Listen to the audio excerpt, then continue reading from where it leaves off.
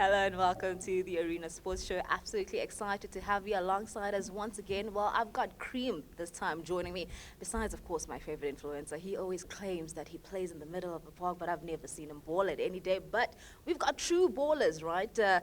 Thuso Phala joins us today. And, of course, my favorite hacker, Musi Matlaba, who's not a stranger here on the Arena Sports Show. We'll start with the man that claims a lot. Influencer, how you doing? You haven't seen my YouTube videos, guys. I don't know what you're on about. Yeah, do you no, they're there. You must go Google me. I'm on YouTube. You're Googleable? Yeah. I've got a working highlights reel on Google about my stuff. No, we'll Very check good you player. out. Yeah, always cooking. Okay. Laza, I'm glad you've got the face that I always have. But one thing that is certain, you've launched this man's podcast. He was bragging off air, but you were the first guest. Talk to us about that and the relationship when you've had. all this podcast thing started, it was like, I want to start this, and then let me start with you too. So he came to my house and stuff. Yeah.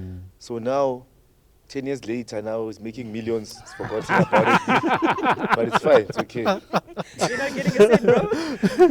No, do better. It was before every day there's a new podcast cropping podcasts up. are everywhere. Yeah. You started this whole idea. There's a lot and of you them, said- yeah.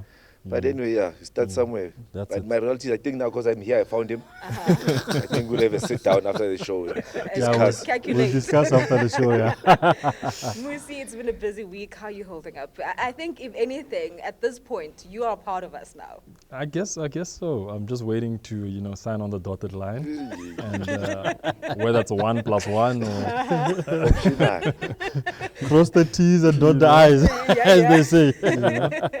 so. Yeah, but always good to be here. No, absolutely. A lot has been happening in the world of sport, and of course, unfortunate news that we've seen in the South African fraternity where we've lost, unfortunately, Siyabonga Zulu. And I mean, Laza, we'll start with you because you've played with him. He's your boy. Maybe a fond memory that you can share with us? Actually, like 7 days ago, last week Sunday, he was there. Kosoweto, like every Sundays we've got our social league. So I've got a team there called Sobona. So he was there chilling with us, and he was like, fun. I play in Mpumalanga, so weekend I'm gonna come this side. Our games are Saturday. I'm gonna come, and I still wanna keep fit with the team and stuff. So on Saturday they played their game, and expecting him to be on his way to Jozi, and I got that call that everyone dressed to get, around 1 a.m. from the sister that he's no more. So it's still unreal for me, I think. Yeah. There's a memorial service happening soon, and I'm gonna have to be the speaker there. So it's a tough week, but it's a great loss to the game.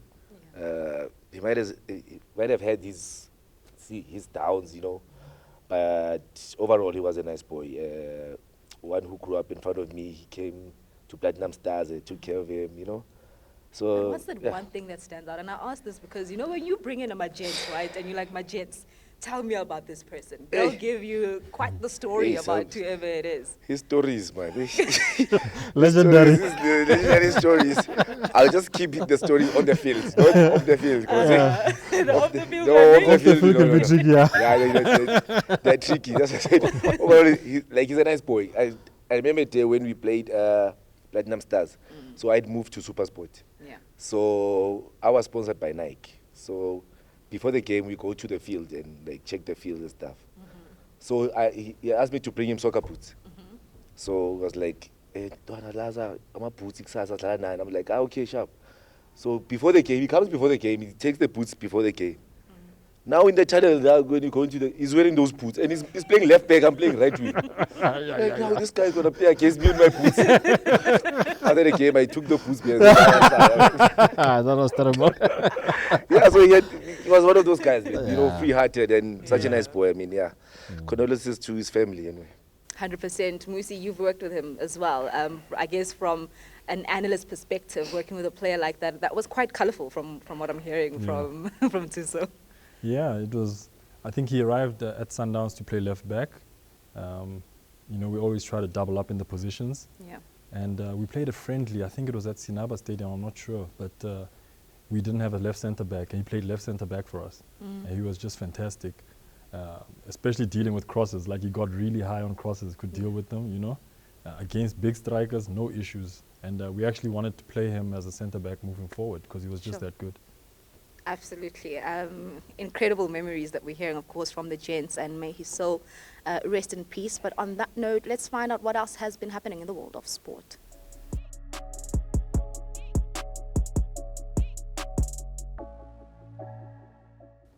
With retrospection, the Premier Soccer League might admit to own role in the mess involving Royal AM that has brought the league and cup fixtures into disarray. Kaizer Chiefs' quest to prevent going into a decade without laying their hands on major silverware will continue when they visit tough Stellenbosch in the Nedbank Cup quarterfinals. Proteas ODI captain Temba Bavuma is not concerned by the 6-match losing streak in the format ahead of the ICC Champions Trophy that starts against Afghanistan on Friday.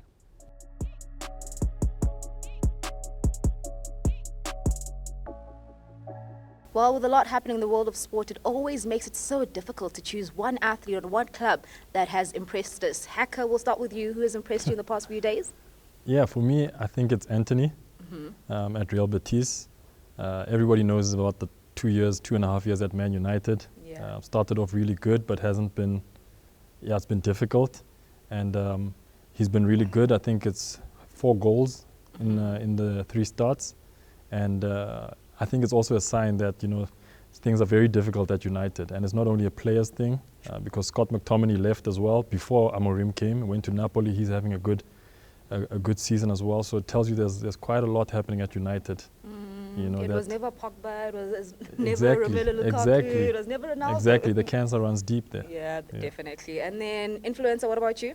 Oh, there's been a lot happening. It's difficult to choose, but let me go with... Are you a Naturena? Yeah, maybe. Chiefs. Not because I'm sitting next to him, but I think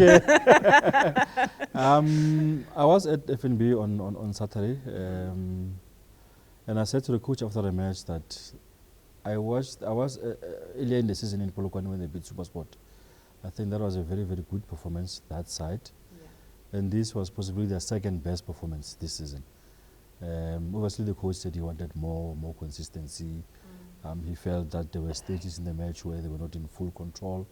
At some stage, they allowed Chipa to sort of test them, which he doesn't want. He wants full control of the match. But it was a good performance. They started off well. As they played together well as a team. They were very attacking with Sereno in control of stuff there. So yeah, I was very, very impressed. We have been very harsh on Chiefs, but I think it's only fair that when they look good, we must say it. But the key thing now is to maintain the consistency, because I think it's unlikely they'll win the league, but finishing third will be a good return for the club. Yeah. Tuso, why are you rolling your eyes? Why are you side-eyeing Musi at this point? It's only the first round, unlikely to win the league. Don't write them off. Really. What do I win a league? No, but don't write them off. I'm not. Well, I'm unlikely. I really hope, Tuso. I have hope. No, you always have hope. I must be honest. I don't think Chiefs won't win the league. The league will be either be won by Chiefs or Pirates. Do you think they would? I mean Sundowns or Pirates. Yeah. Possibly win the Nedbank Cup. Nedbank Cup in a knockout match, anything can happen. They may go to Cape Town. To Stellenbosch, beat Stellenbosch. And Chiefs when it comes to Pirates. If they meet Pirates or Sundowns in the semis, they can beat them. Go into a final, rise up there, and I mean really. From my heart of hearts, I would really love to see Chiefs win something. My heart of hearts. I'll say deep and so deep. Otherwise, it will be 10 years without winning a trophy. For a big club like Chiefs, it will be really, really huge embarrassment. It definitely would. I see you're nodding, you're smiling, Laza. You're definitely excited about Chiefs. Is that also your star of the week? I'm a Kosa Chablil. I'm happy, but they say they want Barcelona now. Of course, you know them. I want them all now. So when Chiefs doing well, man, I think it's also good for the league. For sure. Seeing Chiefs come back into form, and Pirates has been doing well, and then Sundowns obviously they've been dominating. So seeing those 3 teams doing well, it's good competition, and it's a good vibe for the league. So when a part of you, Utsuako, you're from Orlando. How did you not end up at Orlando in terms of your love How did I not end up at Orlando? Yes, Pirates. because you had the Oh, offer, Pirates. right? Yes. Oh, yeah, I thought you said Orlando the place. No. No. Hey, Pirates. Yes. No, when I had the opportunity to go there, I think the timing was not right. You see the journalist, the look of the journalist. Now they want to know why I didn't go there. No, but the time when the opportunity came for me to go to Pirates, I had a better offer at SuperSport. Yeah. So I think that was the time for me to, I had the negotiating power No. that I can choose. Yeah, Pirates, Chiefs, Sundowns, SuperSport, and then SuperSport was the better offer. And I think for me as a player, then I feel like I went to the right team, which elevated my career more. And by the way, at some stages, SuperSport apparently was the highest paid player in the league. Why do people always say that? No, that's what people are saying. Which people? It's you journalists. Which people? Were you the highest paid I've player? never heard someone from SuperSport office saying Thuso was the highest paid. No, but I No. think Stan at some So stage tell came us to say, then. no, you were. No, You know, but yeah. Stan said he was one of the high earners. Yes, he was Not well the taken highest. care of. Yeah. Yeah, I know I was at SuperSport. Yeah. Yeah, not the highest paid, but I was one of. So Yeah. how many? It's you and how many other players? They would Dean Furman and other guys. They're a lot. They're like 20. 20, No, it's the not. entire squad. But Laza. I heard that people don't actually know that Platinum Stars also really took care of players. You know, that it's one of the better run clubs Yeah, in the league at that time. yeah. It's unfortunate that people who now get into soccer, it's not for the right reasons. I Yeah. think Platinum Stars, since they had the money, Yeah. they were taking care of their players and it was well run and stuff. Yeah. Then other people who never had the soccer interest at heart got involved in the club, and now there's no Platinum Stars. That's sad, It's yeah. very unfortunate. Tell I me mean- about Platinum Star. Sorry if you continue. How was Zongo there? I never played with him. No, he got there when I left. So, You yeah. were not with Yeah. him. Yeah. Yeah, Hey. he played with Sebonga Zulu there. So. Where are you? Was he your replacement? Yeah. But I mean, then on that note, I mean, you talk about clubs being misrun, right? Then we also have to bring in Royal AM. We've seen Influencer. Of course, the drama continues. SARS, eventually, you could say that they've won the case against Royal AM. Talk to us about now the implication that has on the league. Yeah, I spoke to a sports law expert, somebody, obviously he didn't want to be named, who has been in football for a very, very long time. And he's saying that two things should really happen. It's either this thing gets sorted out quickly and they continue, which is unlikely because Royal AM, with all intents and purposes, will fight SARS in the courts, and that litigation can take forever. The other thing is for the league to change the rules, because the league has got an obligation to sponsors, to TV and everybody else, that they will deliver 16 teams. Yeah. So if they change the league to 15 teams, they still have to go back to the sponsors and to the TV people and all the stuff and amend the constitution so that we continue with 15 teams. And then a decision must be taken as to we promote two, then one goes down. Or so they must work around the whole modalities of how we are going to continue going forward. Yeah. It's a tough call that needs to be made, but it must be made soon because teams are struggling. I was looking last week, Stellenbosch didn't play prior to they lost their last match. And you know, they can have a case there to say we lost the match because we have not been playing for a long time, because when other teams were playing, For sure. we were supposed to play Royal AM and we didn't play.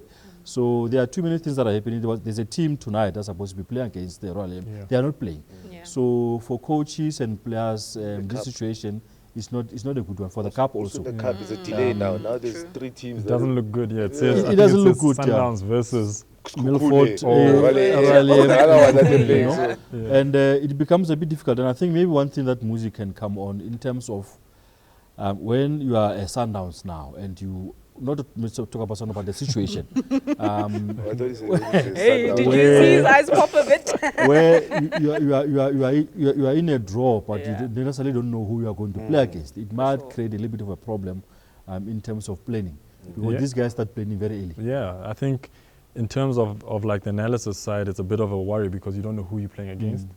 The only fortunate part is that maybe 2 of those opponents are in the league, so you've done some work on them. But against, I think it's Milford, for example, Yeah. you know, you haven't watched them, you haven't seen much, and you don't know if you're playing them or not. So it caused a little bit of a delay. Once that decision gets made, you're going to have less of a period to prepare for that game. You know. But I mean, then Laza, when you look into the player welfare and the well-being, I mean, you remember when Royal M bought Celtic, there was that players now had to move, relocate immediately and go down to Durban. And now there's this confusion. Talk to us from a player's perspective when you're going through such transitions. Yeah, it's very difficult. And once again, now I can sit here as a former player and comment freely that Sure. it's really unfair on the players that a team gets to move. Like some players stay with their families. You've got your child who's at school. The team is in Bloemfontein. My child is at school in Bloemfontein. I've got an apartment in Bloemfontein. Yeah. I hear 2 weeks from now we're moving to Durban. What happens? To my apartment, that's in Bloem. I'm not from Joburg. Maybe it's on Mahlayeng kwa. Yeah. Go Mahikeng. Gamphahlele. Kwa Gamphahlele kwa kumhlalezi kwa. Right? Now I must rent a place in Joburg. Maybe for meantime my child's school we are Durban. Durban, 1 year later, the team is getting sold. Yeah. So then what now the well-being of the players, where does that fall? Is it to the PSL or to SAFA as a whole, or who's running the show? Because now this will keep happening because no one seems to take a responsibility for that. Now Royal M gets sold. Only Royal M gets that shambok that says you are not paying SARS and what.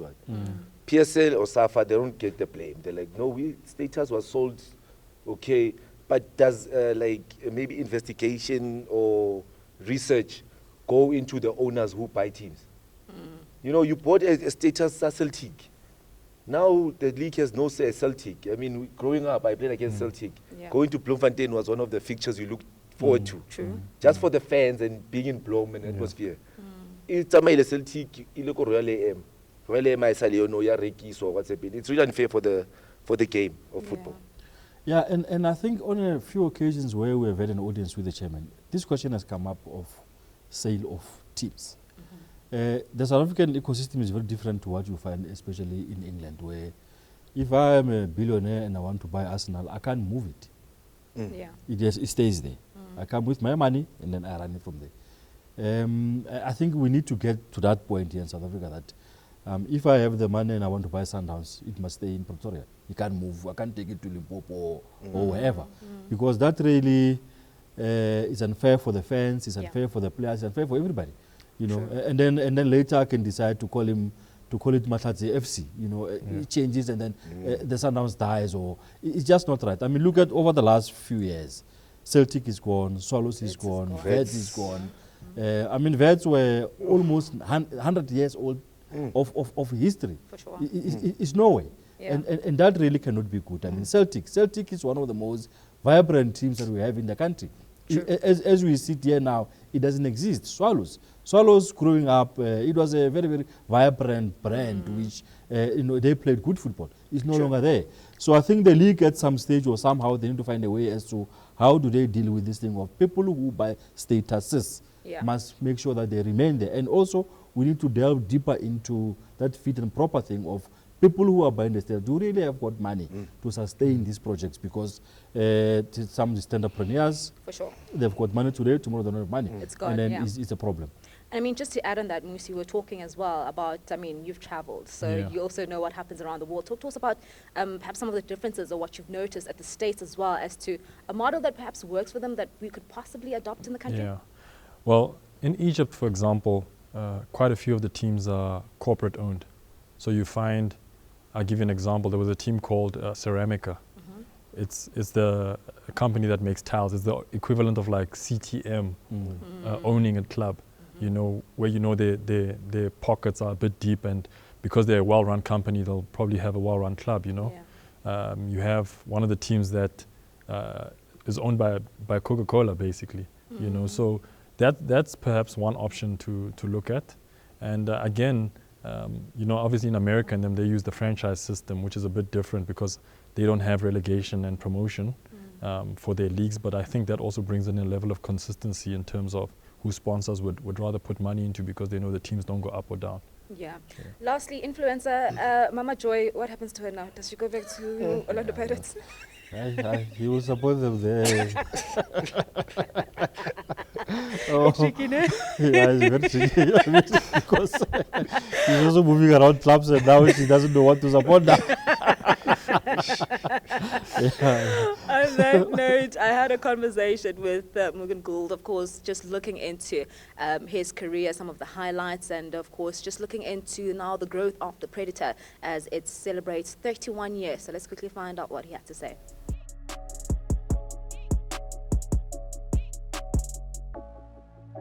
More than let's grab the end power because we're speaking color, right? Yeah, that's this is 2011 if my memory serves me correct. Okay.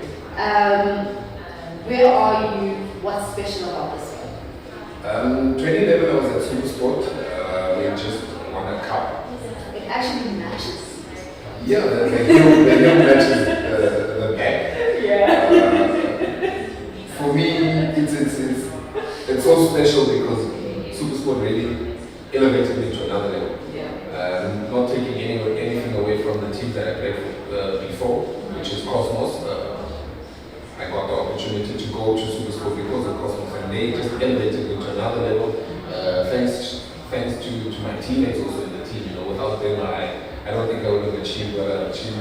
But these were very special because every 3 months we changed boots and color. Yes. And I felt like a little prima donna in a way, you know, flashy boots, and Gavin was always the one, why you not in green boots, man? You know, he'd give you slack because, and if you had a bad game, that's the first thing he'll go, and he'll tell you, your boots, change your boots, get black boots, or just get school shoes and put studs on it. So those are the moments that I remember in these boots, but fondest ones are definitely winning the league and the cup with great teammates that I had at the time. And yeah, shout out to all the guys that played in SuperSport. What did you prefer, full time or the lace or the laceless?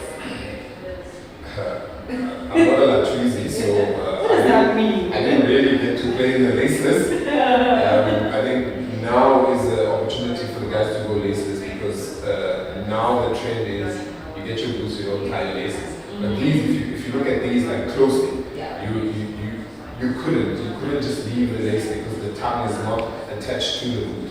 Now it's attached to the boot, and some of the guys really go without the laces tied, and obviously it's kind of expensive, you know. The laceless, it's less material, but it costs more because they have like an elastic that molds around your foot as if it's a glove, you know. So definitely for me, I didn't get an opportunity to play.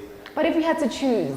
No, I definitely go laces because I want to feel the boot hugging my foot. And for defender, it's not synonymous for us to really play, but lately the defenders are playing in laceless boots, which take nothing away from them. It suits the times. I think I've seen Tyson in a laceless, yes. Tulani Hlajoyo, he's the one that rocks the laceless Ronan from time to time. But I know he's an OG also, he prefers his lace. And that laceless thing came in with so much hype and actually living up to expectation. Because everyone, it just feels like it's molded for your foot because the material that they use, I think it was less leather and more, a bit of 50-50 leather and if it's synthetic and with a little bit of elastic, which for footballers now, they love it. The lighter, the better. The lighter, the better? Yeah. I think for football lovers like myself, I think great game of football. Although people will say it's one-sided, I like it for the fact that players like Relay get to taste a bit of disappointment, a bit of defeat, Tito, disappointment, defeat, and me saying that they must taste that because when they get the joys, they were excited, and it's going to be exciting for them when they get those joys. Then they know those moments that it didn't really go well. What are they working for? And then I know how South African football is going now. Everybody wants to be on the top, and everybody wants to. There's the AFCON coming, there's the World Cup coming. So everybody wants to be part of Hugo Bruce's team, and what a way for them to show. I heard in the tunnels that Rivero wants to be get his ID. so you never know. It's football. Yeah, anything is possible. Anything is possible, but take nothing away from Orlando Pirates. They did a phenomenal job for the past 2-3 years. I take my hat off to, I don't want to say the coach and how, it's just how the whole club has evolved into what they are today. It also pushed them to another level. They're so high up on the rankings now because what they've done of late. And obviously the other teams are slowly also, it's good when you have, like I like what Tebo Mokwena said the other day, it's not nice when you lead by 15 points and it makes it boring. But now Pirates is there and saying, okay, let's see, let's push you. The other teams also saying, the likes of Kukuni is also saying, we want to be there. We want a city. Oh yes, yeah, the Orange Army, they definitely pushing teams to the limits. People like saying that they don't have depth, that they've got depth, but they don't have depth that are known to people. Coach Mputi's done a phenomenal job.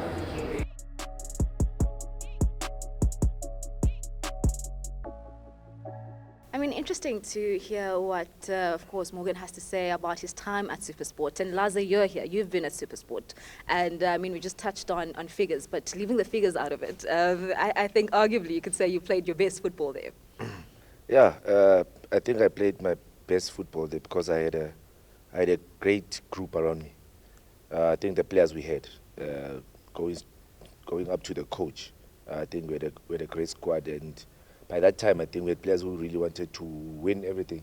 Yeah. That time ended up winning 7 cups in 5 years, going to a CAF Confederation final, you know. So, and then it goes back, and then I watch SuperSport now, and they haven't won a trophy since I don't know when. So and since Coach Kaitano left, yeah, so it's really sad. I mean, it's a team that was known also before my days there that every season they are cup contenders. Yeah. So watching them also going through that drought now, it's really concerning for the club. But hopefully they'll bounce back. They'll make the big signings. Right? Yeah. Well, hopefully for them. Influencer. Let's get them a sponsor. Come on. I want to check with you something. Coach Gavin Hunt has got a little bit of stick from fans and all that. Some people are actually making the argument that maybe football has left him behind. Do you think that maybe he's a coach who is stuck in his own ways and doesn't want to evolve with what football means or is today? It's really unfair to say that football has went past him. I think with the coaches, even Emorino, he's got his old ways of doing things, but he's still a good coach now, I think. So with Coach Gavin, I think I'll support him in the side that I don't think he has the material to challenge for anything. When I watch a SuperSport, it's those under 20 boys from DDC, and having a team like that, I don't think you're given a mandate to challenge for a league or to challenge for a cup. You know, compare that squad to our squad. You know, you had 7 players who are playing national team. For sure. You understand? And now you have, I only know 1 player, I know Krobla there or something. You know, so it's really unfair for the coach to judge him on the squad he has. If how he does things now, I don't know if he still plays that direct route, and then you get those DDC boys who now they watch a Pep Guardiola or a Man City and they want to build up, then it becomes a problem. You never know. Because also with the players now, we watch this modern football, you know. Now with your analyst there, you see, starting from the back works, and Coach Kevin wants that route one. So it's really tricky. But I mean, with the material he has at SuperSport, it's very difficult for him to expect him to challenge for a league. Yeah. All right. Morgan also touches on Polokwane City, Musi. Talk to us about what you've made of them. I mean, Mahlatse Mphahlele has been raving about Polokwane City, the Orange Army, how fantastic they've been. What do you think they're getting right this season? I think that there's something to rallying players around a certain cause, especially when you find out, for lack of a better word, I'd say a group of less known players. It's almost like a Leicester City, you know, that it's kind of like us against them, and nobody expected us to be here and nobody expects us to do anything. You know, you surround that with good coaching, and you tend to find that things start to go your way. You know, the only question would be, can Polokwane City sustain it into the second part of the season? You know, Sure. and what helps them again is focusing maybe just on the league. You know, once you, I'm just making an example, they finish third, they get into CAF. Yeah. It turns this whole thing around again. Then you're committing more resources to CAF, you're this and that, your players get tired, you know. So I think they're on a good wave. They should ride it as far as they can. And obviously there's benefits to finishing higher in the league, you know. So for them, I think they just need to be consistent as they have been. Yeah. They're fortunate as well that below them, you know, there's like 3 teams on 25 points. And the nice thing about PSL is anybody beats anybody, you know. So they can still, if they can maintain a good run in the next 5 games, they'll find themselves maybe far apart from number 4 in the league. Okay, so we're getting, you saying maybe Kaizer Chiefs might be third. You're saying maybe. They're part of that group Part of behind that group. Polokwane City, yeah. I'm looking forward to. Chiefs can finish that. They can. What I've seen also, I think the arrival of Tlele, of Ooh, I love Lepo, the kid, of Morris, has sort of revitalized that group yeah. because it's quality. Sometimes, if you bring quality player, they can rally the other people around them, and Tlele has stabilized that midfield. Now, also with the sort of the revival of Serino. Serino is back. Lelepo, they were sometimes a little bit selfish, but you can see there's something there. When he touches the ball, the crowd gets going. They score a goal here and there. Morris, I think if they use him correctly, they can get the best out of him. He can score a few goals for them. So there's a new vibe around the place, and you know, if they really keep on pumping in the second round, they can finish. They can finish third. And you know, I also put them there. I also put them there in the Nedbank Cup. Watch them in the Nedbank Cup. They will be a team to beat in the Nedbank Cup. All right, Thuso, you're happy about this, and it's lovely seeing you smile so much. When you look into this Kaizer Chiefs side, I mean, you've played there, and I mean, you don't hide the fact that you wouldn't say it was your best time at Kaizer Chiefs because you didn't really feel that you were up for it. You not had grown into, of course, the kind of player that you grew up to being at Platinum Stars and SuperSport. But now when you look into the youngsters that are there, and of course now the new players that have been signed, the quality of the players, what have you made of them? Yeah, as the influencer said, the quality of players that they brought in, Serino, Tashik Morris also, I think, when used well, is one of the great finishers I know in the league. And for me, my point, like from the beginning of the season, the people around me, I've told them before that Shabalala and Vilagazi, those boys are they're not ready to carry that team. And I think a lot was put on them to carry the team at the beginning of the season. So when you introduce them when Chiefs is leading 2-0, you saw a different game they had against the Chipa, whereby the team now is leading 2-0 and we have Vilagazi and, you know, and they come in freely. So, you know, there are those players, they're not ready, they're not Emufukeng yet. They're not players to carry a Chiefs. So it's nice seeing them coming into the squad with that pressure of not having to do so much for the team. Let us say Reno, Tashik Morris, Tlele, who just come in, those big names, be the one that has that responsibility, because I think they can handle it better than the 2 young boys that we have. Just to add there also, wearing my analyst hat, 2 things they must do. And I'm giving this our advice for free. When get Bazadin, fix that left back stuff. That they are weak there. Cross are not good enough to play there. Mashiani is in and out. He's not a left back. And also is not a left back. I felt maybe the Clauiee TT could have been, because the last few matches he played the left back and he's doing very well there. So it's a miss that is gone. Get a left back. Bazadin is available. Go to the bank and get the money. And then also get somebody up there. Because I don't think Ranga is quite the guy who can answer the question. Who can score goals for them? Get a striker. Get somebody who can score 15 goals a season. Then you are done. Right wing, they've got the Lepo. Even though I still feel maybe they must try him as a more central. Okay. But 2 things: left back, striker, done. Then we win the league. Next season. No, you win the league next season. This season, forget about it. Next season, Next you're season, you're banking putting on them that. So if we fix the left back and the strike, That's it. next season we are That's it. there. You're winning, eh? No, you will be contenders. You won't win it. Because I must warn you, Pirates will go and sign. Pirates will strengthen this team. Sundowns will strengthen the team. So you are not going to have it easy. Yeah. So maybe Musi, you can come into the Pirate side, right? So when we're talking about strengthening, you look at that back line of Orlando Pirates. Yeah. When Da is not there, when Sisane is not there, Yeah. you're looking at a completely different Orlando Pirates side. Yeah, I think, you know, regardless of Pirates, but any team in a transfer window should want to strengthen, you know. And coming into the end of the season, I know this transfer window is still, but coming to the end of the season, you'd want to strengthen again. And that's why when Mr. Mahlatse says that you know, Chiefs need a left back and a striker, every team is thinking, how can we get better? For sure. You know, because I think Pirates' main goal is close the gap at the top, because I think we can safely say they're the number 2 team in South Africa, but they definitely want to be number 1. So how do you close that gap with number 1? You strengthen in the back, in midfield, up front, because even if you score 20, you feel like next season I want to score 25. Yeah. Even if you stop 20 goals or you concede 20, you think next season I want to concede 15. So you have to strengthen, you know, and that's where the departments of scouting and analysis will come into play, into finding out who are those players maybe at other teams right now who we can bring in to strengthen at centre back, to strengthen wherever we feel like we have a deficiency.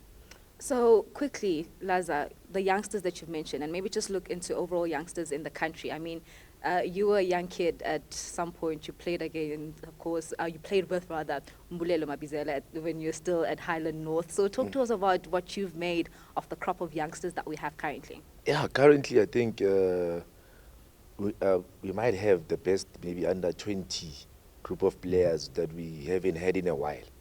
Watching these young boys also playing regularly in the PSL. Yeah. You know, I'm very much impressed with Mfukeng, the president of the 2K. Yeah. Even though I'm the Chiefs fan, but I just love his bravery and having such a boy at that age, at that team, Orlando Pirates, and carrying that team. You know, many players, talented players, have went to Pirates and couldn't do what he's doing.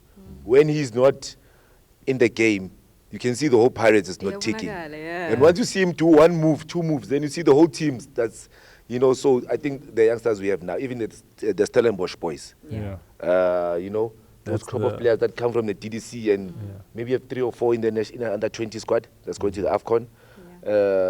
SuperSport also, SuperSport has been producing youngsters. So I'm saying the young players that are there, it's nice to see them playing regularly in the PSL, and I think it's a great future for us also going to the AFCON under 20s.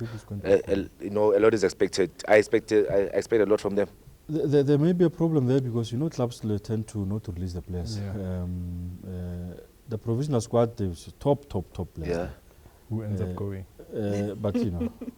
Already there's a player not coming, the Chiefs boy or who? Yeah, so he'll end up with the NFD stuff. So, so again, just tying it back to like what I've seen, especially in North Africa. Yeah. When it's a FIFA break, especially in Egypt and Morocco, the national team plays, under 23 team plays, under 20 plays. Sure. You know, by the time these AFCONs and whatever come, the boys have about 8-10 games together. You know, whereas us, we're meeting at the camp for the first time. The coach has 10 days, 2 weeks to get ready for the tournament. I think one of the biggest benefits you'll see, or the greatest result, is what's happened in Morocco, because they've taken so much time. Morocco has the main team playing, the men's senior team. They have a men's A team. So all the guys who are on the brink of qualifying for the senior team play in the A team. Then they have under 23. They're always at every Olympics now. Sure. They have under 20. You know, if you look at Egypt at the last Olympics as well. So those are things that we need to take into consideration as well here, that you come against the Morocco in the semi-finals or in the group. These guys have played together for long, and the coach knows. And they don't have the same issues as us. True. When it's a break, all players must be released to the national team. Sure. And I mean, you can add to that, Laza, in terms of development then, because I remember you saying that Stuart Baxter played a big role in terms of really fast-tracking your development as a player, tactically so. Yeah, it's very unfortunate that he coached me when I was in my 30s there. Yeah. You know, I'm thinking like if, okay, I worked with a coach Musi Matlaba who is also a tactician.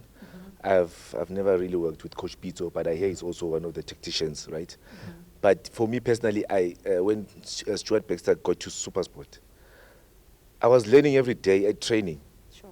And that time I'm 30, 31, I'm like, if I worked with Coach Stuart, me as a winger, being a 21-year-old, I would have been a far better player. I'm not saying I would have been playing for Madrid. Maybe I would have. Maybe you would have, eh? You know, but I'm just saying those coaches to get that exposure at that age, working with Coach Stuart, I was learning and I became a different player, and it showed in the results. Like with our team, anyone who worked with us, and you see Sipombule, Tebogo Mokoena, Oprimudiba, Gran Kekana, you had them there behind the Morgan goals and the years. You saw a Sipo, Debza, and then you watch them now and you see they were learning with Coach Stuart while they were still boys, and you can see the players they are now. Sure, it's a very good point. You know, there's a coach in Argentina. The guy was at Leeds. El Loco, Bielsa. Marcelo Bielsa. He says that he doesn't care about cups. He cares about improving the players. I think he has only won one trophy in his entire career as a coach. He's been coaching for almost 40 years. As long as He will take a player to the national team Yes. when he arrives at the club. That's what he does. That's why if you speak to all the coaches in the world, say, who's your best coach? I'm talking Mourinho, Guardiola, they say Bielsa. Sure. On that note, let's also then cross over to the world of motorsports. I had a conversation with Henrietta van Wyk just to get to know her, of course, and the state of motorsport in the country.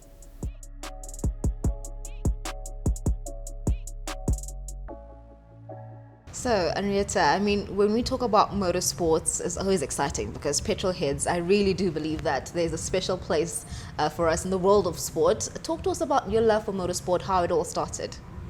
So, since I can basically remember, I have loved motorsports. Like growing up with nephews helped quite a bit. For sure. But yeah, I've always loved it. Like my dad used to watch the Formula One. My mom worked in the motor industry for Nissan for many years. So I always got to go to the off-road rallies and spend time in the gig rigs and like chasing down like all the rally cars. And it's just always been like a deeper thing for me. You know, if you're a fan of motorsport, it's like that excitement, everything. But like for me, it was like, I'm meant to be here, I'm meant to do this. So it was such a deeper calling. Yeah. Like a core thing. I actually met your mom at Kyalami with your sister, and the support that you get from them is absolutely incredible. I mean, you started racing last year. How did they adjust to it? Because, my goodness, going into the Super V, no karting experience, and you just went and did it, and you've been brilliant so far. Thank you. Yeah, I must admit, I wouldn't have been able to do this without my whole support system. I think my mom and sister, they probably like we knew this was going to happen someday or the other. I think my husband was a little bit more like, where did this come from? Type of thing. But I must admit, like my whole family has been so supportive, and it's such an amazing journey. Like they've just jumped in after me, like in the deep end. Yeah. And they've just allowed me to actually just focus on my passion and race. Talk to us about the decision to say, this is what I want to do. Because, I mean, I'm sure there's a lot of doubt that might creep in to say, oh my goodness, you're going to be racing against people that have been racing for years, who started when they were 3 years old. Here you are, starting at a later age. It's still quite a difficult thing. I do catch myself every now and again, still like, you know, that imposter syndrome. It's a bad thing. It does happen. It's been difficult, but also for me, I try and focus my mind on like the task ahead to just enjoy racing, enjoy the fact that I am now actually able to race.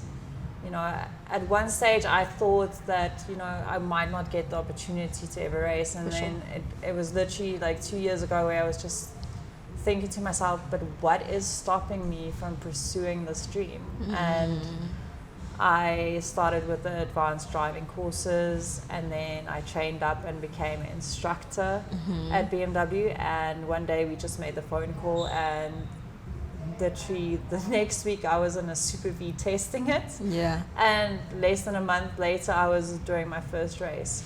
So it's difficult to sometimes just, get that perspective because I'm very competitive. For sure. So I You have obviously to be. I want to be on podium and everything, and then Yeah. I just need to take a step back and be like, okay, you know what? You've only been doing this for like 8 months. You need to be realistic as well about like how long it's going to take for you to get there. So Yeah. it's a difficult thing to manage, but just pushing through. No, and I think you're doing well. When you look into South African motorsports, right? And I mean, you look at the Van der Linde brothers who just did well a few weeks ago. Talk to us about the space that we're in and what you've seen on track as well, when you see the talent alongside you. Listen, I think South Africa's got, we've got so many fantastic athletes and fantastic talent in motorsport and new talent in motorsport. I see the people coming through from the karting now joining the single seaters as well, and and a few ladies. I'm very excited. Quite a few ladies that's joining us as well. Yeah. And I think motorsport, I see there's going to be and I envision there's going to be quite a big revival in motorsport in South Africa in general, and the interest in motorsport, because we look at the photos and everything of Kyalami in the 80s, 90s, Yeah. and it was fully packed, For and sure. there's like big crowds camping out and everything. And unfortunately, in the last couple of decades, that has declined. But I think with the new generation and things like Drive to Survive and maybe the Formula One coming to South Africa, and like and a lot of like our South Africans doing well overseas, like you say, the Van der Linde brothers and like Brad Weiner as well with the Yes, motorbikes. MotoGP. Yeah, and I think the younger generation is starting to get the hunger to start watching motorsports, and I think it's just about like making them aware that, listen, this is all happening here. We just need to have that revival. But I'm sure, like, if the Formula One, if we get that race, hopefully that'll just revive everything.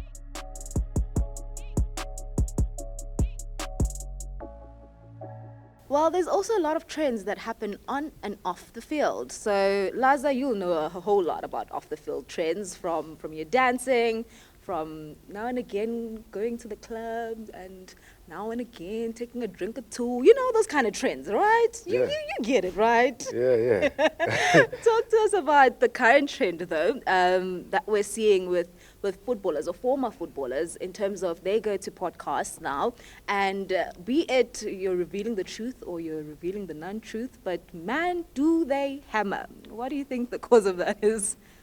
Yeah, I think maybe it's because they have nothing to lose anymore. Maybe I don't know how other guys view it, but if when I go to a podcast, right, and I'm being asked about my lifestyle while playing, I think I've got the responsibility for me as a former player to put it in a way that I don't want it happening again. For sure. Or it was not something that I'm proud of.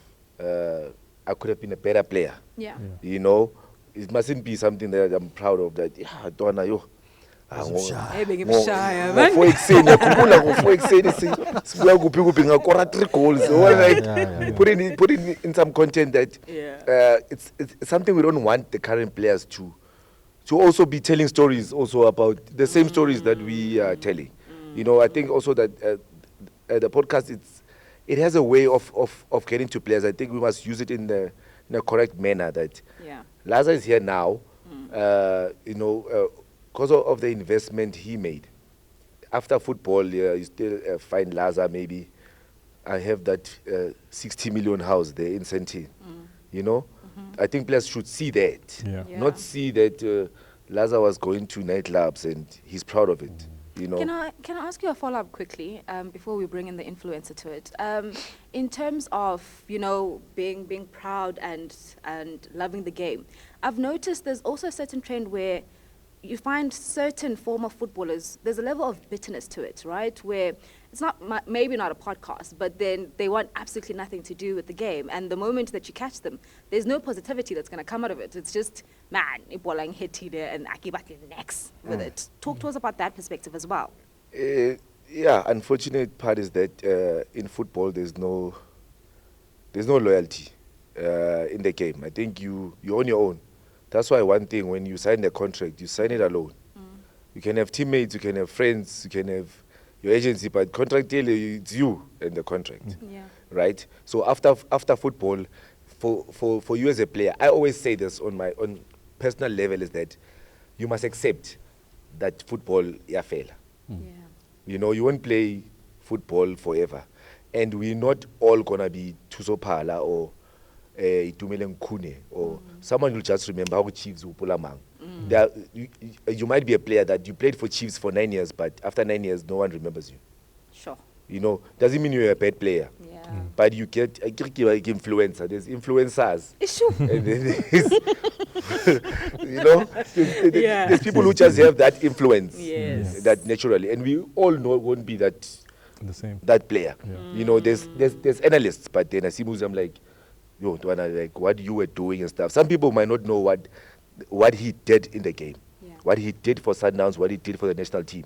But because I know the game behind, I know, right? So there's other players also like that Yeah. who had so much influence in the game, Yeah. like a Tebo Kholagaman, who was such a talent, and you know, it doesn't mean that soccer now must give him monthly allowance True. because he gave so much to it. It's just unfortunate on how you do your things outside the field, and that mustn't also give you, like, now you must give that negative maybe advice, Yeah. or talk negatively about the game that it didn't give you. But I love the game.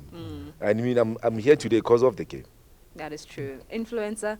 Hey, yeah, I love how Laza is also calling you influencer now. You know, can I just add on to that about what he's saying?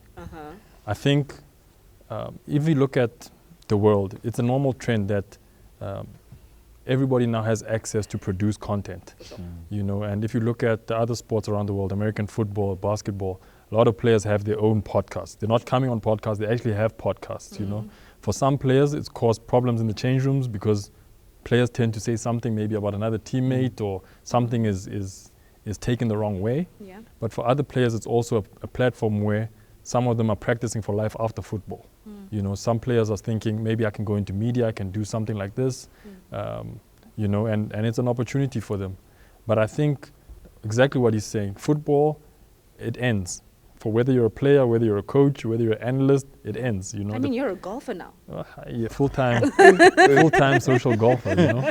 Yeah. You know, but what do you do with that opportunity? Because football, it's also a privileged space. It does give you opportunities that you might not get in another field, you know. And I know players who started businesses based on the achievements they've had in football. You know, I know some who've started businesses, but not based on their achievements, but based on the fact that they were footballers. You know, so I remember back in the day, Coach Pitso always used to bring people to the club to come talk to players about investing in property, about how to save for the future, about you know, different ways of making your money last or stretch out a little bit longer.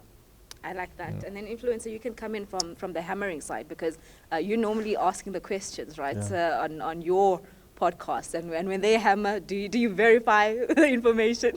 It's an interesting space. Obviously, from my part, I want the guys to open up as much as possible, but obviously the interviewee has got the responsibility to tell the truth when you're on a podcast or any form of interview. Lately, you see people falling into a trap of maybe not being entirely honest because of chasing numbers and all those kinds of things.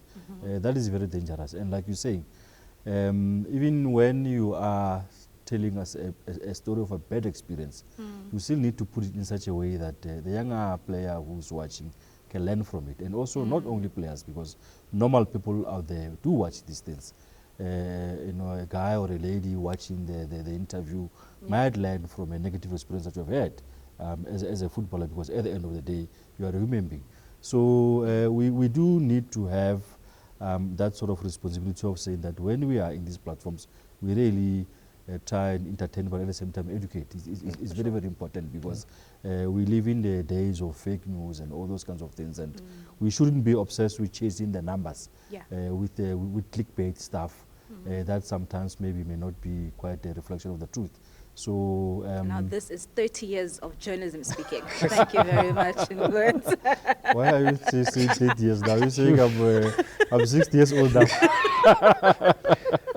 No comment. But Laza, before we wrap up trends, I mean, just a few weeks back, influencer, we had Dancy Maka join us here in studio, and he was just talking about how life after football, as much as, yes, how he actually retired is a funny story. He says that he told the guys that, okay, guys, listen, this is my last day today. I'm done. Cheers. Goodbye. He'd been sending Next day. CVs. Yes. Yeah. When he was playing, I don't bloody CV. So one company came back to him.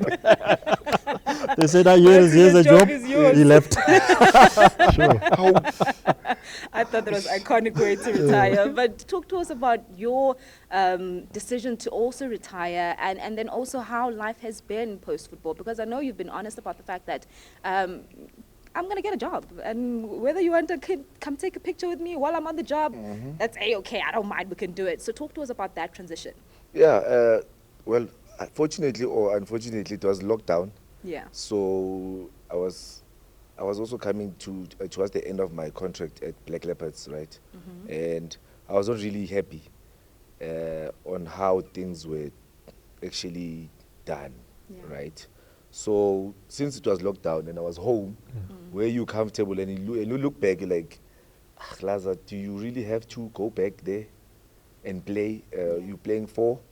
What are the reasons for you to carry on playing now?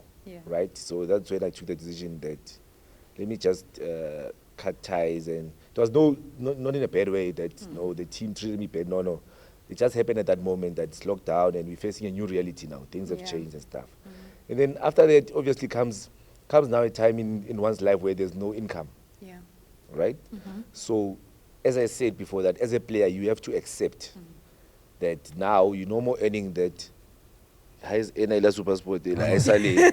How much are you talking about? A couple of 100,000 there. Okay. Just a couple, man. Just maybe one or two. So now that tap is closed, right? Yeah. And then if you accept that now that money, it's no more. You're not getting that salary now. Yeah. And then where to from here? Then you discuss with your family, like, do I really have to live in 4 ways? I can get a house in Soweto where everything is convenient. My school, my son can attend school, it's closer. Yeah. You know, you make adjustments and you move and you look where to from here. But if you don't accept that now the salary is gone and you know more than Thuso Phala, then you have a problem. Then you meet people and you are better and you maybe most people they'll say they'll go into that alcohol streak, like you don't care, and then you meet a player you were playing with in the same generation, and you meet him, go the ground, then you're like, hey, go ahead, like you can see the player now, he's different. Yeah. Musi meets me. He last saw me when I was this boy national team and go Sundowns. It's sad. It's a sad thing. It's sad. Rather, meet someone who, I'm not rich, but you still see him. I saw Laza, Ning Komoling da.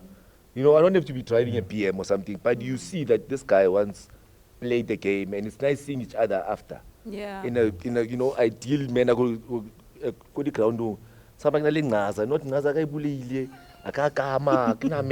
Yeah. I'm drunk.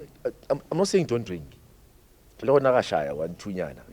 But control and stuff, yes. Still understand that there are boys who watched me play. For sure. So I go the ground, I go the football space. That I'm representing the football environment. I'm representing Musi, influencer, even you. If your show is going to talk about football, you are representing that. Sure. If someone sees you go the ground, you're not working, and you're walking around there drunk and not knowing you are coming or going, it's not a nice image, So the guys, we have that responsibility. That's why a little podcast. We can talk about our stories. about our naughty stories, Yeah. but then also make it clear that There's a lesson there. there's more to that Yeah. going to nightclubs and the girls and Yeah. there's more to achieve in football. That we must also portray that had I had lived a different lifestyle, I might be playing for Real Madrid. I'm glad you mentioned Real Madrid twice. That's my favorite club too. just to add to what Laza is saying, Yeah. recently, I don't know if you guys will remember him. He was a former professional player in Attersville, Desmond Chauke. They used to call him Bunene. Yeah, the striker. He apparently, I'm not sure, but I think he committed suicide. Suicide. Obviously, because he was not a big player, the news didn't fly all over the place. Yeah. And it talks to what you are saying, that the Machida, they suffer when they retire because of some didn't make enough money. There was no cushion to say maybe even a year or two after retirement you can still be comfortable while figuring things out. And it was just exactly what he's saying, because those who knew him better, most of the former SuperSport players at that time, did say that the things he was saying, the messages he was sending them, though they were somehow hidden, the meaning, but he was crying out for help because he was not all right. And it's a serious issue. I was speaking to Cheese Boy now about Rayleigh, and just saying to him, you were once That's a young a sensation. young star, sensation, famous, and all these things. What are the potholes that are lying there in the front for this kid? Yeah. And he say, some of the things that he must really, really be careful of is to be arrogant. Yeah. Most so much is that they're very, very arrogant when they're at the top. Yeah. You can mention a lot of people, yeah. Kid Untouchable and all those kinds of things. Yeah. And also just the lifestyle. Yeah. You really need to lead a very, very good lifestyle and peer pressure. Peer pressure is a big problem. Expectations. Expectations from people Yeah. and all those kinds of things. And he says maybe him leaving the country, going elsewhere to a different environment Could do him good. will do him good. Yeah. And so those kinds of things that we have heard about them a lot of time. Yeah. And I just hope in South Africa we can get to a point where the PSL can say, if you earn 10 rands, we take 2 rands. We'll give it to you after I 7. wanted to get that was what I wanted to get to. Yeah, because that's important. Yeah, because professional sports has a lot of pros, but one of the cons of it is that you can feel like it defines you, and when it comes that time, like Thuso says, when it comes that time to call it quits, you don't even know yourself, because you've known yourself as I'm Musi, the football player. Since you were 12 years old, people have been praising you, and you've been, the day it ends, you don't know who you are. Yeah. So it's very important that even while you're playing football, explore other hobbies that you may have, explore other talents that you may have, explore other interests that you may have, so that when the day this thing ends, you might be a farmer. I'm just making an example. You might be interested in farming. How do you use football to leverage onto that? To start life afterwards. From the age of 35 when you retire until 80 is a long, long time. It's 45 years, It There's definitely There's a is. video that has been doing the rounds now of that Mtetwa guy from Richardsburg. He's building houses in the townships. Yeah. He's building houses in the townships. And, I'm a truck driver now. yes, I mean, there's nothing wrong with that. Yeah. There's absolutely nothing wrong with it. So one thing that's predominant from what we're saying, it's the mental aspect. And I want to find out from you, Musi, having worked at different clubs outside South Africa. In terms of, I've listened to a few ladies who play for Chelsea who just emphasize the importance of having psychologists part of the team, where it's not only you're looking at your technical and tactical members, but also looking into the players mentally wise. What have you seen around, of course, Africa, and of course around the globe, and really what then needs to be implemented in the country? To be honest, football, especially I'll say in Africa and Asia, where I've been, the Middle East, there's no attention to that. You're a professional footballer, you get paid, do your job. Bottom line, whatever problems you have outside the pitch, don't bring them to the pitch, don't let them affect training, do your job. And the world that we live in now is very different to that, Players have been, in the different leagues, players have been stopped from committing suicide. I remember there was a youngster in France who they caught off a bridge, just because he had been dropped from the team. Sure. So we have to deal with it in a different way. It's a different time we're living in. Maybe when we grew up, things were just black and white. Hey, do what you're supposed to do and keep quiet, But I think more attention has to be placed on that. But I think in sport it will always come down to costing.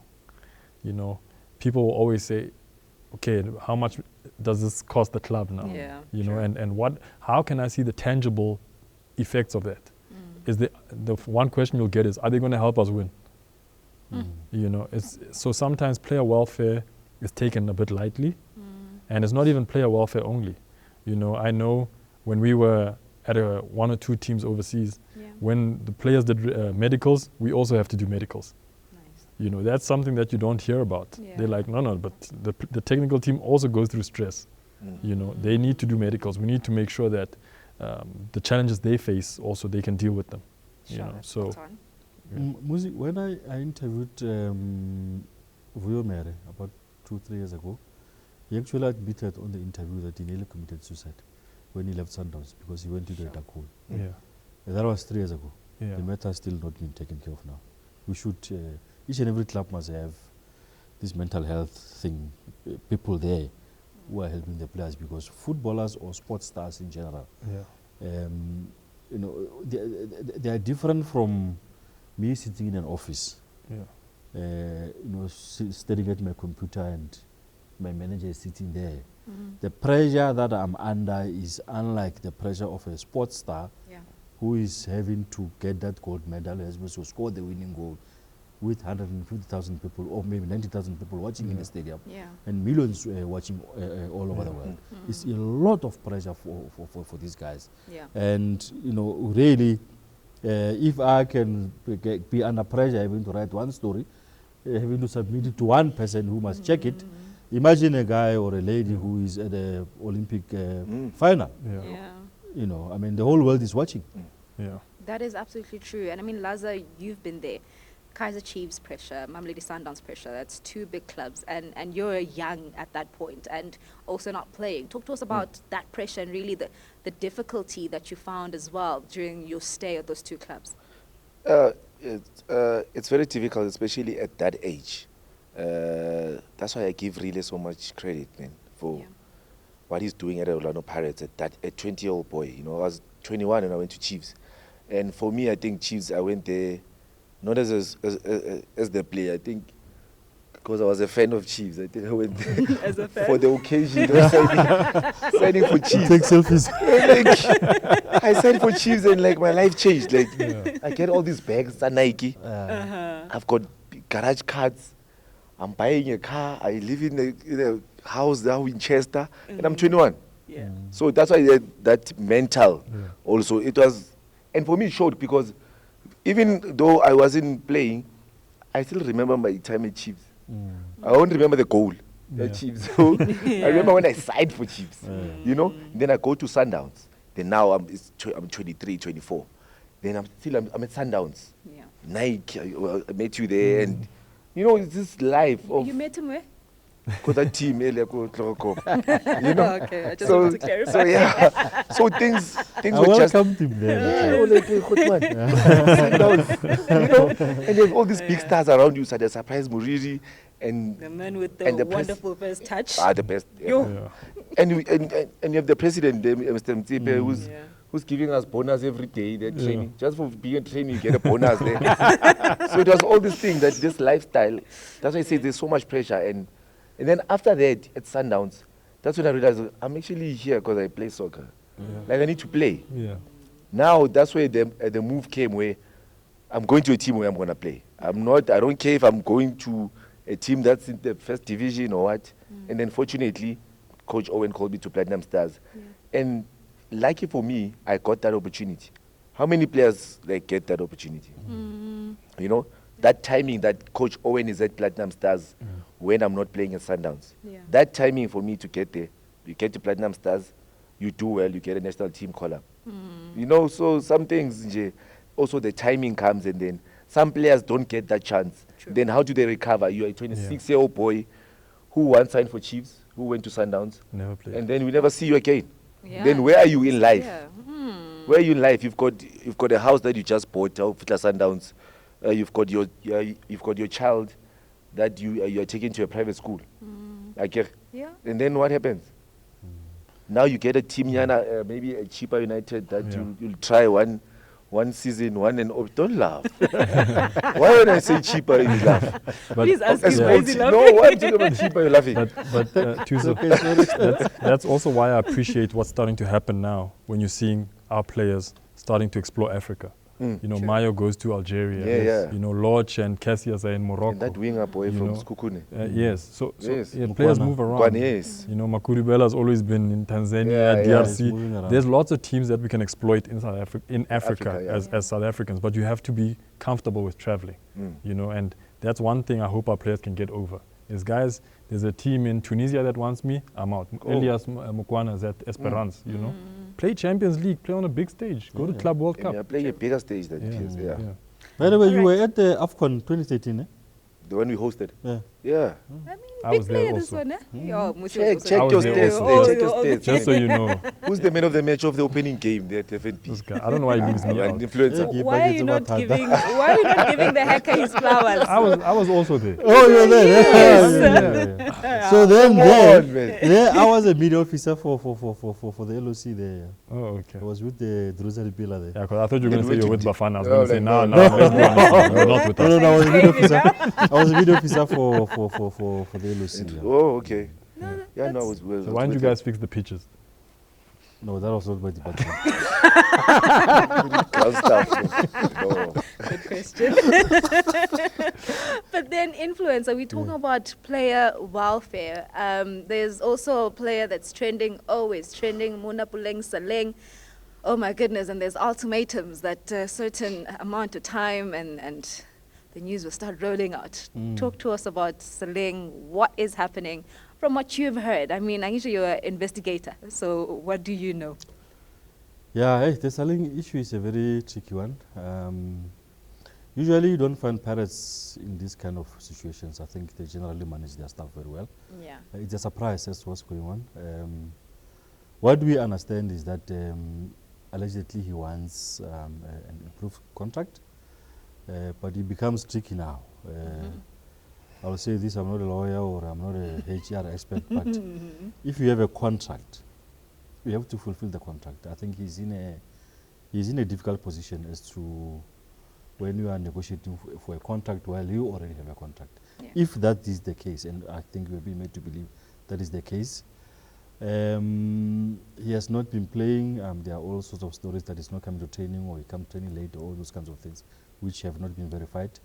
I will hope that they solve it, because generally when you look at that Paris side, which really thin on depth, you can add a lot of value for them. And also you wish or you hope that the people who are advising him can really revisit the strategy of what they're doing now. The guy needs to get back to work and continue to play. If he doesn't get what he wants, you must continue with the contract that he signed. For sure. But yeah, it's an unfortunate thing. He's a guy who, when he's buzzing, Pirates also buzz. You can imagine him, Maswangani, Mufokeng, That energy. Boto, in that midfield attacking department. They can destroy teams, but he's not there, and it's an unfortunate situation. Yeah, hopefully it will be sorted out very soon. All right, so I want to stick with the negotiating a little bit, Thuso. Now, the reason why I'm coming to you is because when you were at Silver Stars, and they were saying, okay, from 2 o'clock I 8, and you were like, hey, I'm not too sure about this 8, I might be leaving you guys. Got your clearance, and then you went to Kaizer Chiefs. Talk to us about, as a player, understanding your negotiating power and really what comes with negotiating with a club. Yeah, as the influencer said, you must follow your contract, right? So, fortunately for me, I had like my mom around me, and I had maybe some kind of knowledge.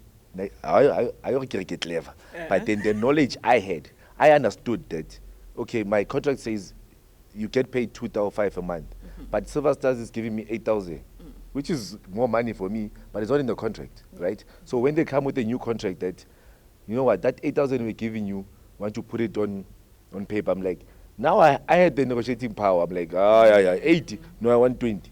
Yeah. Since the 80 could give me, got that contract, now I want 20. So I had that power because my contract earlier 1 year, they fail, because it's early development contract, how to development, 1 year fail, So it was not like a 3-year contract. So they wanted to pin me down on the 3-year contract. Ekalanga 8,000. I'm like, no, guys. Let's start somewhere where it makes sense for me. So that knowledge is not everyone has it. So Lena, well, the player now,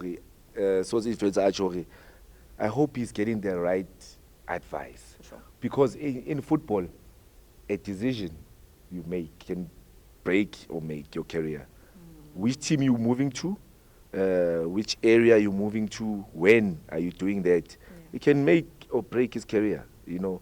So it's a very sensitive issue, and I hope it gets sorted because he's one of South Africa's best talent, you know. So it's not nice seeing a player like him being out in the cold at a time like this. I think he needs to know the right time to negotiate with such a team, you know, because end of the day, he's going to move, but Orlando Pirates will still be there. So don't forget that no one is bigger than that badge.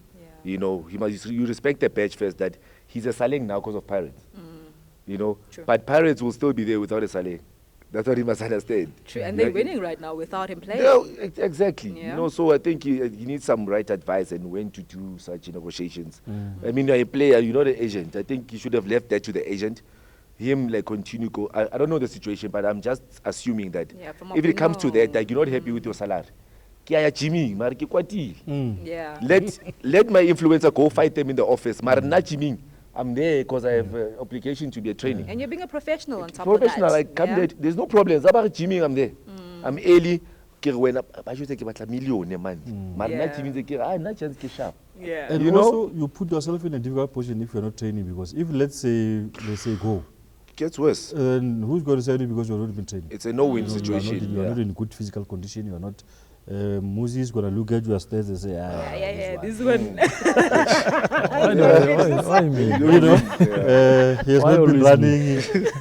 You know, so I think sanity must prevail. He needs to revisit the strategy, go to training, apologize to the teammates and to the coach, train while his people are talking to the office. And then maybe there will be an amicable situation where he can be reintegrated into the team, he start playing, and then life continues. Then, if he doesn't get the money, you still continue. When it's time to renegotiate, it's either you stay or you leave, or you can get your money elsewhere. That's how it is. Okay, I'll get you his number, then you can give him advice. Quickly. I charge 10,000 per hour. You're terrible. But Laza, I want to find out from what you're saying. I mean, you speak about a good counsel around you, your mom being there. Your relationship then with agencies, did you have an agent? Because I can hear from what you're saying, it's you and your mom. Yeah, I had, Mr. Tim Sukasi was more of an advisor, because when I was at Silver Stars, he was working with Coach Owen. And there was a Katlo Mashiko there and a Pelembe who he was working with closely. Because Pelembe is class to eh? What do you mean? What do you mean? Let's let's carry on to talk about the Team Sukas. Right? with the advice. Why this person? No, I'm talking about my situation. Don't ask me about other people. So, So then he was more of an advisor because he was a lawyer. It was before he had the agency, QT Sports and stuff. So also when the time came to negotiate, I was there with my mom. When I refused that 8,000 contract, right? Then after that, Tim Sukazi came into the place, like, what's happening then? I'm like, they want to give me this, what. Tim Sukazi said, no, I'll help you out. So mind you, all these years I worked with Mr. Sukasi, right? Yeah. I signed for Chiefs, I signed for Sundowns, signed for Platinum, signed for the big contract at SuperSport. I never had a contract with Mr. Sukazi. Really? But he was, because of the advice and the relationship we had, for sure. He also benefited from the negotiations with me. But because we had that thing that, no, when someone asked me about legal stuff or moving stuff, I said, no, talk to Tim. We had that mutual agreement, like sort of, he was more of my dad to me. So it was different than signing a contract with Mr. Influencer. But I sponsor Nike.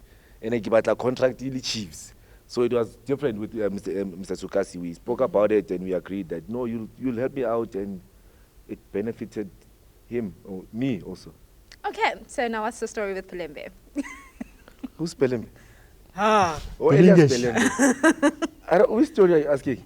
Clearly, there's a He story. was- You I'm, wrote. I'm just saying he worked with Mr. Sukasi. How at was that your time. relationship with him?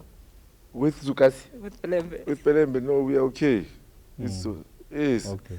Why that look, guys? Do you What happened because you are not making sure right now, What happened Laza. with Mr. I don't Belembe? know. I just know he was a top player. No, he was working with Mr. Sukasi. It was Belembe. It was Katlego Mashiko. It was Kelvin Kadi. And then it was then it was myself who were close with Mr. Sukasi when he started the agency. That's as far as I know Belembe. That's all you know. Mm. Okay, we'll take that, right? Anyway, influencer, we also have, of course, so much to look forward to, but we'll get that in just a bit. I think one more thing before we get to the Nedbank Cup draw. Your foundation, Laza, I'm sure you'll be willing to tell me about that. You recently launched it. Yeah. Looks absolutely fantastic. Your mom also a big part of that. How has that been? And really the difference, I mean, we see so many foundations. So what do you think makes this one different? And I'm sorry I couldn't come to the launch, man. It clashed with something. Valentine's, I understand. Breakfast in bed. It's okay. Why do you breakfast in bed? That's why I did Who it are on you Valentine's hosting, Day. Kevin? So not to talk about those things on Valentine's. You shot yourself in the plate. I couldn't make it. What else? It was Valentine's Day. What else could be the reason? It No, is. there was a sporting event. You were busy sporting. getting flowers, He had eh? red socks on, you know. Yeah. With a red tie. Yeah. I see it. It was a red tie event. Look at you blush. Yeah, because you guys are saying things that I don't know what you guys are talking about. I didn't have any Valentine's story. Okay, you can continue. Okay, no, with let's your leave foundation. Yeah.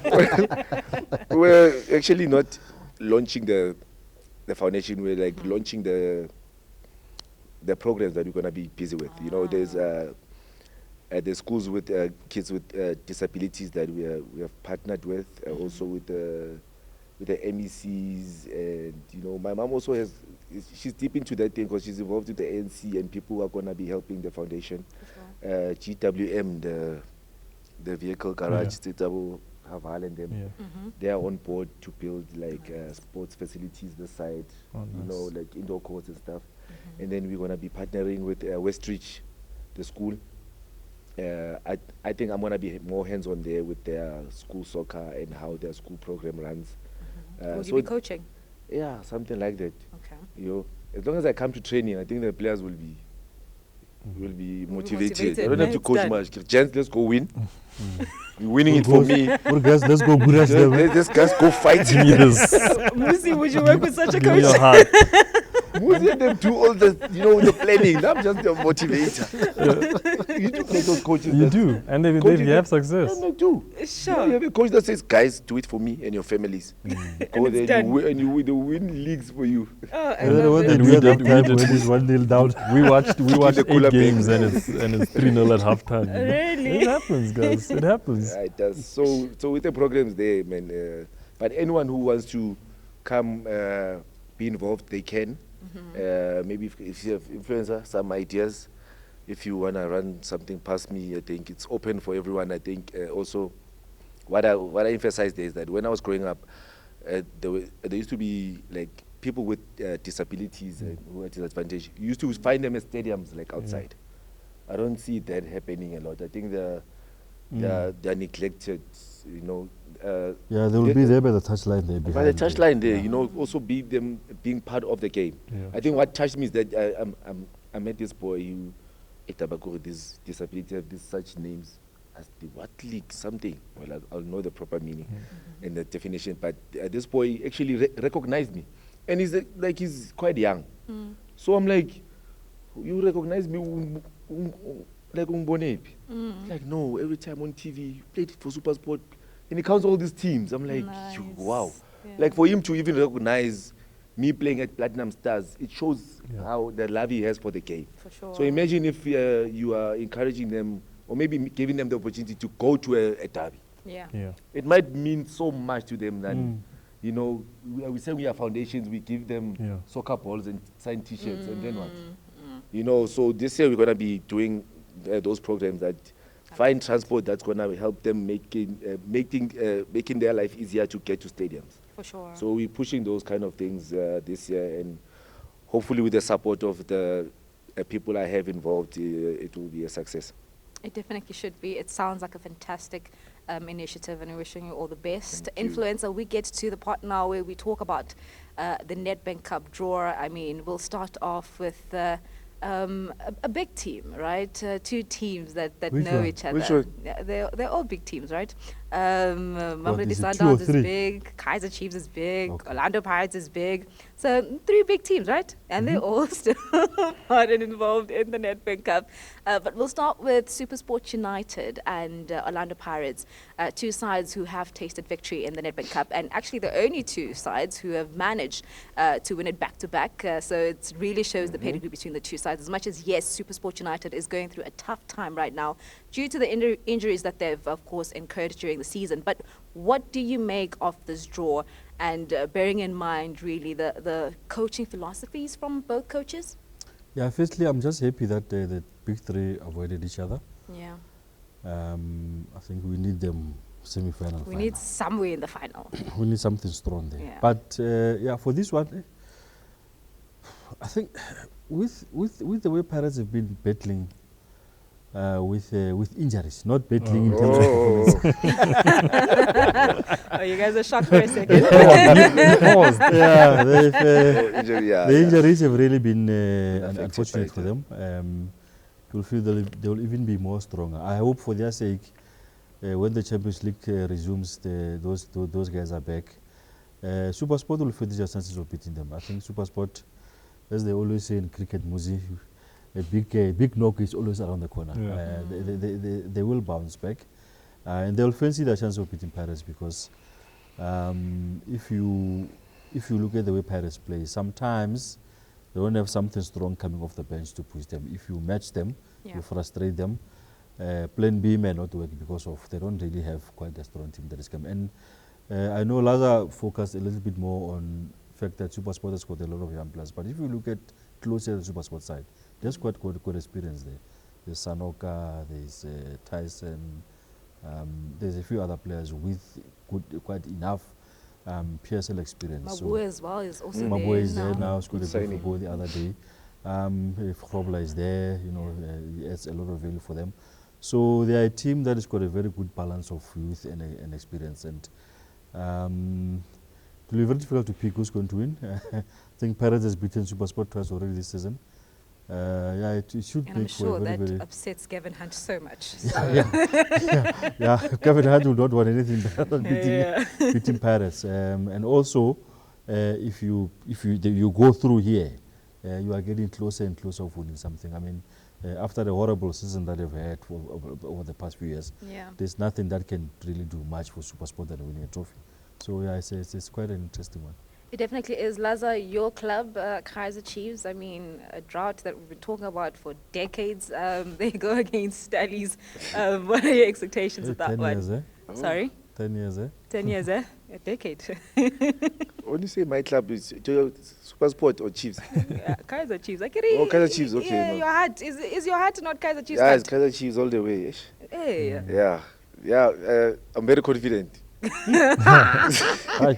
I knew I was going to get to say Aye. no, but them. No, listen. That's good. Out That's of, good. out of this draw, Yeah. out of this draw, I think Chiefs fancies themselves against Stellies. I think Stellies has been a strong team to beat, but somehow Chiefs just manages to beat them. To beat Even them. coming from that 1-0 win in the league, Chiefs was struggling. Yeah. Then Stellies win. Then Chiefs struggles. Then comes Stellies again, win. Yeah. So I'm thinking, and now with the last game from the derby, I think Chiefs has been improving. True. And I fancy them, going through all the way. I think if they eliminate Stellies, and I see the other 2 teams eliminating each other, in my head I have got this final of Chiefs Sundowns in the final. So they'll eliminate each other, and yeah, Sure. Chiefs, Yeah, will- that Chiefs to would the be a That good could semis. be final, quite eh? interesting. That would be a good final. But quickly, Laza. Because if you check, generally Guys, we run out of time, ne? yeah, sometimes Sundowns, Pirates can be a better football, Yeah. but there's just this thing between Sundowns and Chiefs. That These rivalry. people, they yeah, hate each no, other. that Yeah. is Can true. you imagine if they are in a final? Ooh. Oh my goodness. Yeah. But at Nice. least we know it's going to be exciting nonetheless because I I mean they remember, yeah. promised the sellouts. I remember the Telkom final with Chiefs in Durban. That's one of my best games that I've been part of. Yeah. Penalties. Yeah. Well, yes, where Choco. Dennis saved 2 penalties. Yeah. Yeah, that was a fantastic game, and we were in the same box as Chiefs, so Oh, good. it was. I don't want to say there was a fight Nice was gonna game. break out there, but Yeah, it was heated. Yeah, the rivalry is Sure. quite Yeah. intense. Always Can't have Pirates intense. and Sundowns there. Then the game is 5-0 or something in final. So rather give them a Chiefs. Yeah. Okay, quickly. I want to find out from you in terms of the goalkeeping department at Kaizer Chiefs. The reason I ask this is because, I mean, you speak very well of Itumeleng Khune, who has served Kaizer Chiefs quite well. Now Bruce is seemingly the man at the helm at the goalkeeper. What have you made of him? Yeah, he's got. It's big shoes to fill there in that department, especially E2 leaves, and I think a lot is expected from him or whoever comes to replace E2. So it becomes difficult like that. But I mean, Bruce, he's got his mistakes. I mean, the team hasn't been doing so well as a team. Yeah. So, but him stepping up to that, I think there's room for him to improve. For sure. I mean, those shoes that he took in size 20, and he's still wearing a size 8. So there's room for him to improve. He can only improve from there. Yeah. And I'm sure for him, he knows the pressure that he's getting himself into. Like E2 was there, the number 1 in the country. So for him, hopefully he takes it in a positive manner that he won't be a E2. But I mean, he's got that goal to achieve. There's E2 there, and just look up to E2 what he was doing, and just do your best. Because Bafana, if you have Ronza, we have Chaine, we have Bruce. him, Yeah. we're fine. Because that Velemutwa must not come back to the national team. I These don't like your three. tone, eh? These 3 we will be solid. But he must keep on. He must keep on improving. China is doing very well. And Peters, can't he? Yeah, There's Goss. those are the fringe ones. Oh, the fringe ones. Oh, But I you mean think like if How those funny 3. did you see even Veli now is a fringe Like, goalkeeping? He's just throwing no, them. Veli Mutoya, he has got his chance. He has not come to Yeah. the party. Okay. Let's be honest. You're a Let's not- tough man to please. But he's seen it influencer. there, but someone else will have to sing. Yeah, no. Sips water. Moving on, Musi, we've got Marumo Gallants who will be taking on the only side that Yeah. potentially is remaining in terms of the Nedbank Cup, that being Durban City. Yeah. Talk to us about Coach Dan dancing all the way and potentially what he could do. Yeah, I think actually that's the most difficult fixture Yeah. because it's the one you expected to win. And playing against lower division sides is always tricky. When you get it right on your day, it's a 3-0, 4-0, the quality always comes to the top. Yeah. But when things aren't going right that day, it can end up being the proverbial banana peel, So I actually think that they have to win, because if I'm just making an example, if you're Stellenbosch and you lose against Chiefs, it's a Premier League team, but you cannot lose against Durban City. And Durban City have nothing to fear. Yeah. Maybe they didn't expect to be this far in the tournament, so anything goes for them. So I expect a free-flowing game of punches, and whoever lands the knockout punch will win. Sure, absolutely. Lastly, before we get out of here, can you still dance? No. Oh, it's Chai. Yeah, the retirement is not easy. Oh, you can see the knees, eh? it's The knees are finished. There's no physio. That is so sad. On that note, that's how we wrap up the Arena Sports Show. It's been absolutely fantastic. Hopefully you got a few, of course, gems from the gentlemen and, of course, enjoyed the conversation. We'll see you on the next one. Cheers. Goodbye.